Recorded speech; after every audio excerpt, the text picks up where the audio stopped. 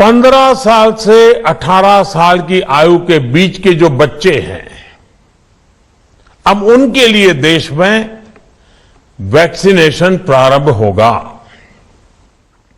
2022 में 3 जनवरी को सोमवार के दिन से इसकी शुरुआत की जाएगी। Dear friends, it is really very crucial for all of us to get vaccinated to protect ourselves from this deadly virus Omicron.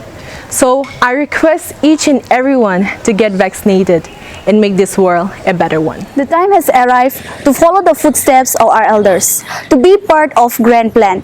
Get vaccine and let us save the world. Let us take the vaccine and save humanity. Dear friends, it is our duty to be a responsible citizen of the state and the country. So get along to get the vaccine. You and me saving the world.